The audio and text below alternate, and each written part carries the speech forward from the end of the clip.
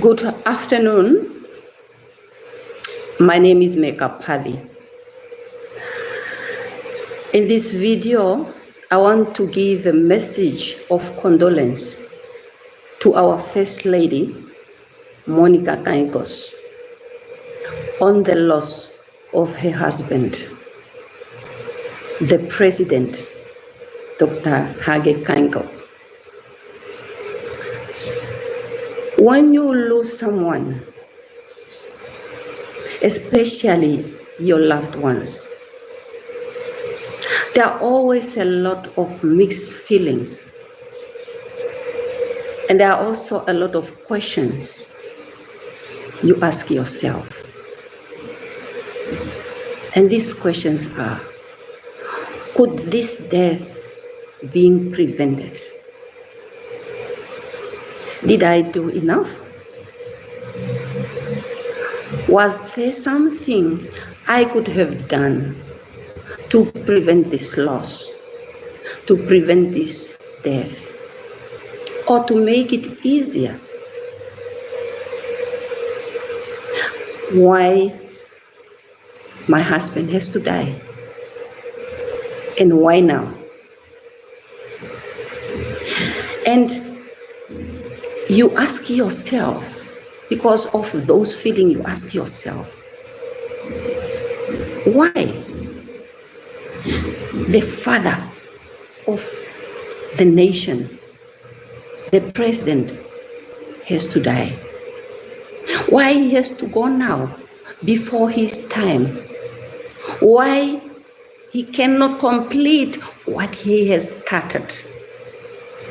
And I'm sure that all of you talk about his retirement after the office, what you are going to do after the retirement. Then all of a sudden, he got sick. And I'm 100% sure that you were fighting for your husband to get well.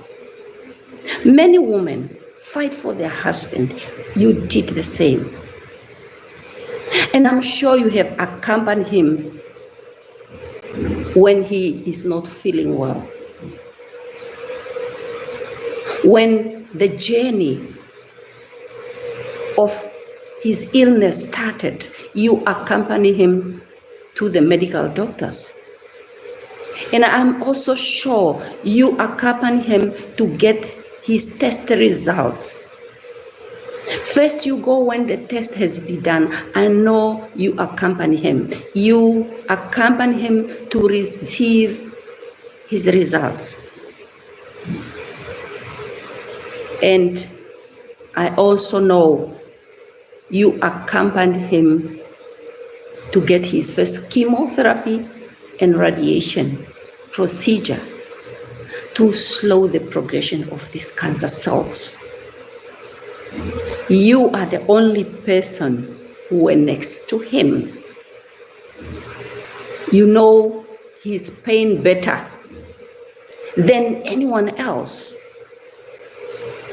And you are the only person who's asking this question: how is my husband experiencing this pain?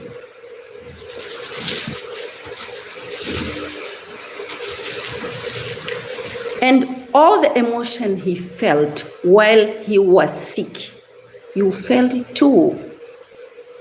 The pain he felt, you felt too. The struggle he struggled, you struggled together. The suffering he suffered, you suffer together, because you are one. You are his right hand. You are the wife. Now that your husband is no more, Monica, I want you to look at it this way. I want you to ask yourself these questions. What is the meaning of the passing of my lovely husband? What is the meaning of the passing of the father of the nation, our president, Dr. Hage G. Kaingo? Why people said he was a good person. Then he dies. Because as human being, we thought death should happen only to bad people. But death shouldn't happen to good people. Now the people said he was a good person, now he died. And I am sure the death of your husband changed how you view life, how you view him as a president, as a human being, and as a husband. And I am sure the pain you feel is so deep. And you wonder, will life be the same again without my Hage? I'm sure you ask yourself. But what I want you to tell you today is that the pain you feel is part of love. The love you need to feel. To love, you need to feel. And that pain is part of love. And I am sure in his last day, you kneel down and kiss him. You hug him. You cuddle him. You showed him more love than ever before. And I know you did everything that showed that you are available. That shows that he was not alone. You share that pain. You share that struggle. As I said, you were next to his bed.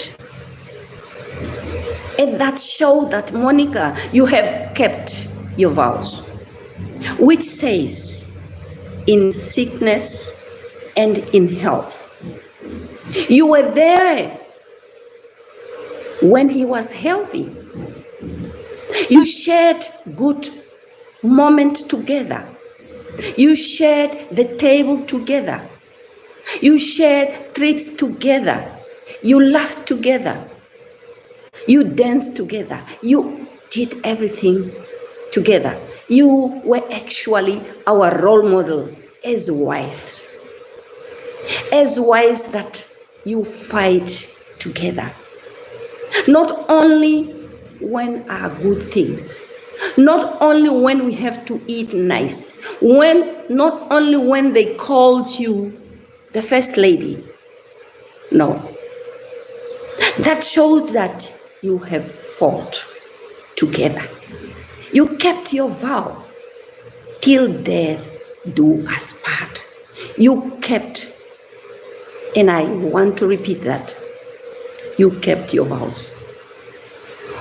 When Dr. Nakamela married the two of you, you really vowed to say, I will be with you till death do us part. And you say, in sickness and in health, and you did that, and that is the part. I want you to remember that, yes, you did what you're supposed to do. You did what a wife supposed to do. So you kept your vow. And that is the message that I want to give you, that yes, your loss is also our loss. But remember that what you have done to your husband, to the father of nation, is incredible. And we applaud you for that. Monica, you heard how the nation at large grieve as you did. You listen to the tributes, which I also listen. How the Namibian people talk about their best president. And all the tributes spoke the same language. They talk about the language of a hero, the language of a charismatic leader, a language of a generous person, They talk about inclusivity, openness, and they talk about the language of humanity part of this man. And these men they are talking about for the past 3 weeks is rather than your lovely husband, Monica Johage. And my last word to you, Monica, is this: treasure the time you have spent with your husband, our president, our father of the nation.